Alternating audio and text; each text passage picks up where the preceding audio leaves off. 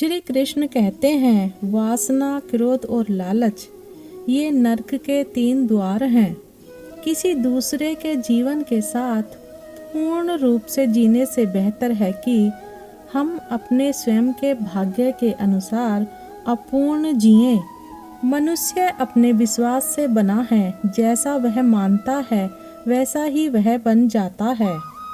एक उपहार तब पवित्र होता है जब वह दिल से सही व्यक्ति को सही समय पर और सही जगह पर दिया जाता है, और जब हम बदले में कुछ भी उम्मीद नहीं करते हैं।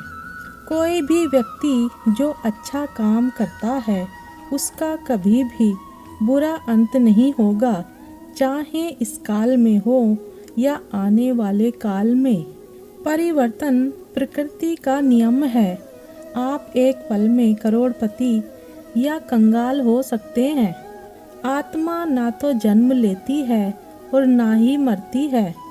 आप यहाँ खाली हाथ आए हैं और आप खाली हाथ जाएंगे। जो आज तुम्हारा है वह कल किसी और का था और कल किसी और का होगा। जो हुआ अच्छे के लिए हुआ, जो हो रहा है अच्छे के लिए हो रहा है, जो होगा अच्छे के लिए होगा। किसी को भी कर्तव्यों का त्याग नहीं करना चाहिए, क्योंकि वह उनमें दोष देखता है। हर क्रिया, हर गतिविधि दोषों से घिरी होती है, जैसे आग धुएं से घिरी होती है। हमेशा दूसरों के कल्याण को ध्यान में रखकर अपना काम करें। इस जीवन में कुछ भी खोया या व्यर्थ नहीं है। हमेशा संदेह करने वाले के लिए ना तो इस दुनिया में और ना ही कहीं और कोई खुशी है। किसी दूसरे के जीवन के साथ पूर्ण रूप से जीने से बेहतर है कि हम अपने स्वयं के भाग्य के अनुसार अपूर्ण जिएं। अगर आपको कोई अच्छा लगता है तो अच्छा वो नहीं बल्कि अच्छे आप हो, क्योंकि उसमें अच्छाई देखने वाली नज़र आपके पास है। सच्चा चाहने वाला आपसे प्रत्येक तरह की बात करेगा, आपसे हर मसले पर बात करेगा, लेकिन धोखा देने वाला सिर्फ प्यार भरी बात करेगा। अगर आपको झुकना है तो किसी के विनम्रता के आगे झुकें, किसी की शक्ति के आगे, रूप के आगे और धन के आगे तो बिल्कुल भी मत झुकना। हमेशा संदेह करने से खुद का ही नुकसान होता है। संदेह करने वाले व्यक्ति के लिए प्रसन्नता ना ही इस लोक में है और ना ही किसी और लोक में। जिसने मन को जीत लिया है उसने पहले ही परमात्मा को प्राप्त कर लिया है, क्योंकि उसने शांति प्राप्त कर ली है।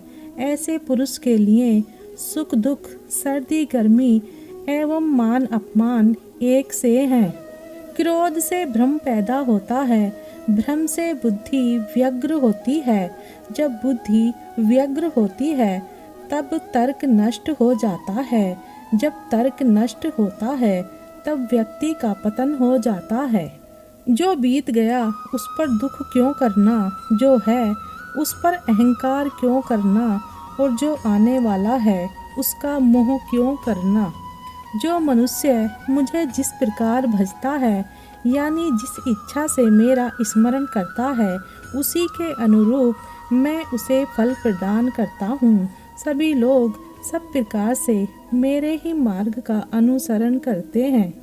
आत्मा किसी भी काल में भी ना जन्मता है और ना मरता है, ना यह एक बार होकर फिर अभाव रूप होने वाला है। आत्मा अजन्मा, नित्य, शाश्वत और पुरातन है। शरीर के नाश होने पर भी इसका नाश नहीं होता। जब भविष्य धुंधला पड़ने लग जाता है तब आपको अपने वर्तमान में ध्यान केंद्रित करने की आवश्यकता है। कर्म करो और फल की चिंता मत करो। ज्ञानी व्यक्ति ज्ञान और कर्म को एक रूप में देखता है, वही सही मायने में देखता है। जो कर्म प्राकृतिक नहीं है वह हमेशा आपको तनाव देता है। जिसने कर्म त्याग दिया है उसे कर्म नहीं बांधता। जब मनुष्य की बुद्धि, मन, श्रद्धा तथा शरण सब कुछ भगवान में स्थिर हो जाते हैं, तभी वह पूर्ण ज्ञान द्वारा समस्त कल्मश से शुद्ध होता है और मुक्ति के पथ पर अग्रसर होता है।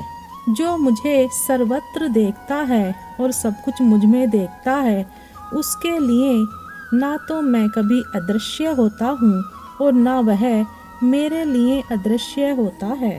हे अर्जुन, निसंदेह चंचल मन को वश में करना अत्यंत कठिन है, किंतु उपयुक्त अभ्यास द्वारा तथा विरक्ति द्वारा ऐसा संभव है। मुझसे श्रेष्ठ कोई सत्य नहीं है। जिस प्रकार मोती धागे में गुथे रहते हैं, उसी प्रकार सब कुछ मुझ पर ही आश्रित है। मैं जल का स्वाद हूँ, सूर्य तथा चंद्रमा का प्रकाश हूँ, वैदिक मंत्रों में ओमकार हूँ, आकाश में ध्वनि हूँ तथा मनुष्य में सामर्थ्य हूँ। हे अर्जुन, कोई भी इंसान जन्म से नहीं बल्कि अपने कर्मों से महान बनता है। हर इंसान को कर्म में विश्वास करना चाहिए, क्योंकि ये जगत ही कर्म लोक है। कर्म आपके हाथ में है, परिणाम नहीं। इसलिए कर्म पर ध्यान लगाएं, यानी कि सिर्फ काम पर ध्यान लगाएं और मेहनत करते रहें। ना तो कर्म से विमुख होकर कोई कर्म फल से छुटकारा पा सकता है और ना केवल संन्यास से सिद्धि प्राप्त की जा सकती है।